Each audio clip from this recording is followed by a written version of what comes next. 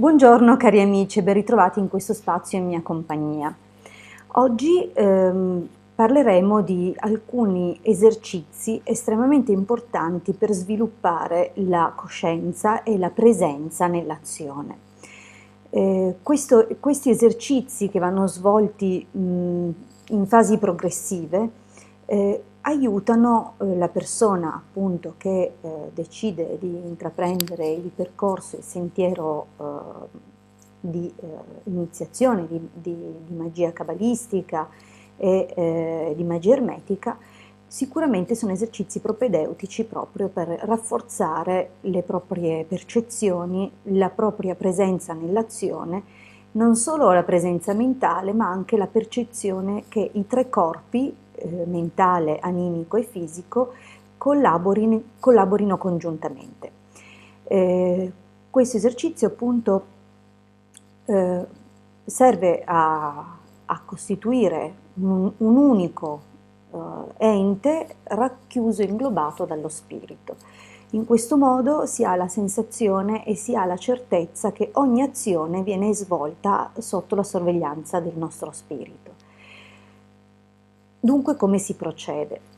Per cominciare dobbiamo imparare a distinguere dentro di noi quali sono a livello proprio mentale e spirituale gli elementi e come agiscono, su che piano. Per cominciare appunto l'elemento fuoco che corrisponde alla volontà. Poi abbiamo l'elemento aria che costituisce l'intelletto, perciò tutto ciò che è raziocinio e intelligenza è soggetto all'elemento aria. Il piano delle sensazioni invece è collegato all'elemento acqua, dunque le emozioni, quello che percepiamo a livello proprio di sentimenti, di cose connesse diciamo più che altro al cuore.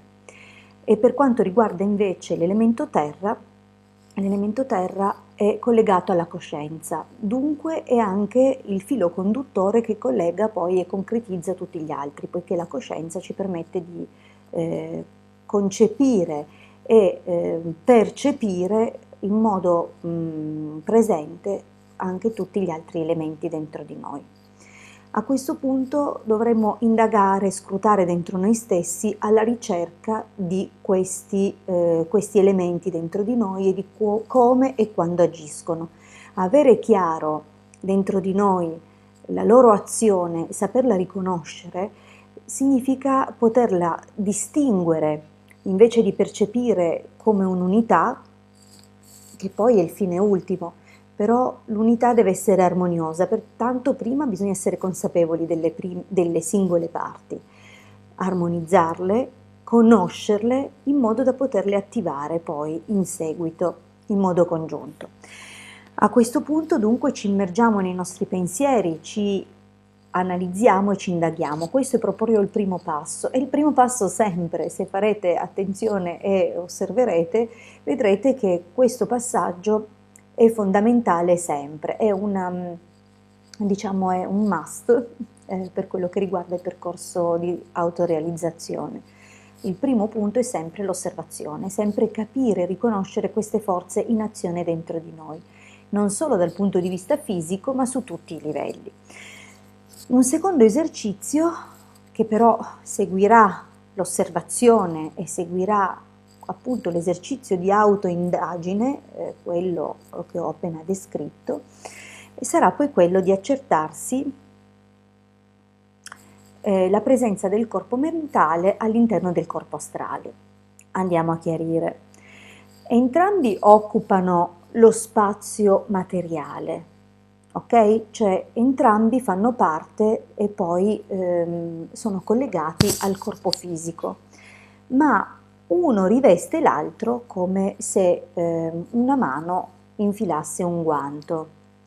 C'è sempre il guanto, ma c'è anche qualcosa che riveste appunto la mano in modo molto morbido, modo molto soffice, ma percepibile. Dunque il nostro passaggio successivo sarà dirigere la nostra attenzione alla percezione di questo corpo che ci circonda. Percepire proprio che il corpo fisico è calzato da quest'altro corpo. Attenzione, non dobbiamo pensarlo come se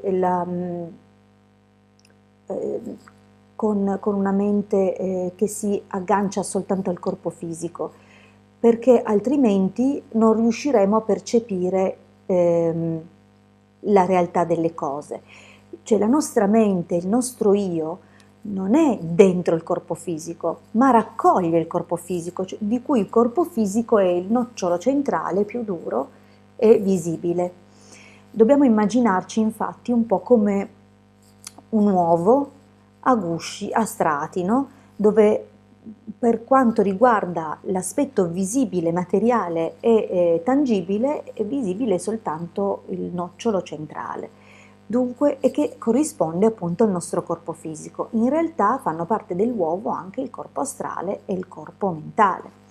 A questo punto noi eserciteremo la nostra percezione a sentire che intorno a noi esistono questi altri due corpi, uno dentro l'altro.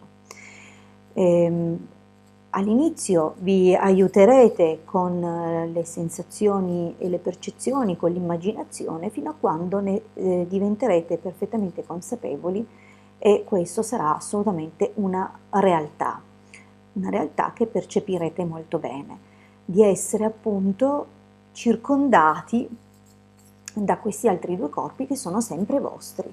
Attenzione, il corpo fisico è circondato, in realtà la vostra vera essenza comprende il corpo fisico. Questo è un passaggio fondamentale che farete bene a fare vostro prima che si può.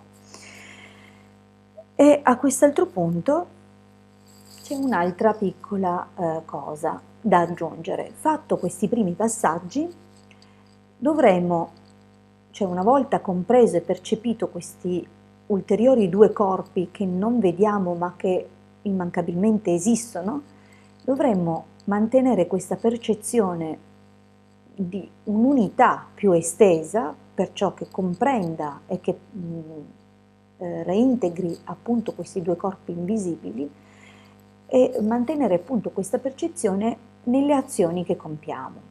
Questo è un primo passaggio perché gli altri corpi sono molto più connessi con le entità spirituali, con i regni superiori, rispetto a quanto sia in grado di fare il nostro corpo fisico e dunque anche la mente fisica.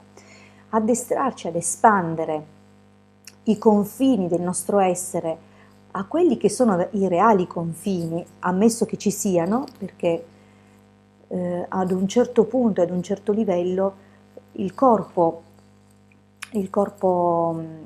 mentale, cioè l'ultimo rivestimento, non è così netta, non è separato in modo così netto dal resto dei corpi. Per questo fondamentalmente in realtà facciamo parte di un'unica grande entità, ma una separazione comunque esiste, ma dobbiamo appunto esercitarci a estendere la nostra percezione, perché moltissime delle cose che ci giungono da questi corpi, dalla percezione di questi corpi, poi c'è sempre il tramite del subconscio, elemento chiave fondamentale.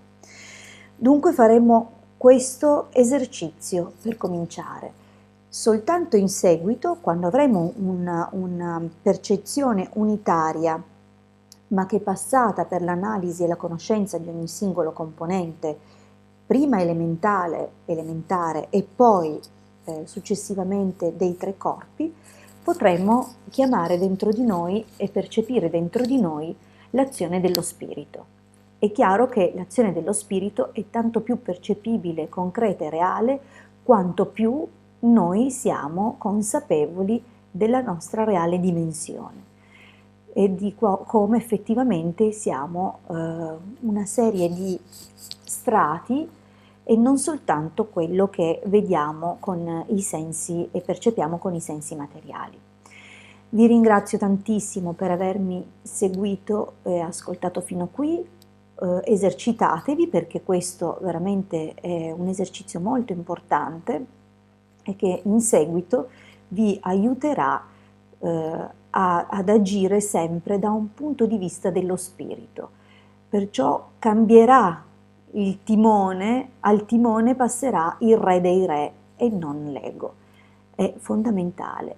Grazie, ci ascoltiamo, ci ritroviamo alla prossima condivisione, alla prossima pillola. Io vi aspetto sempre con affetto. Grazie e una buonissima giornata dalla vostra Hildegarda.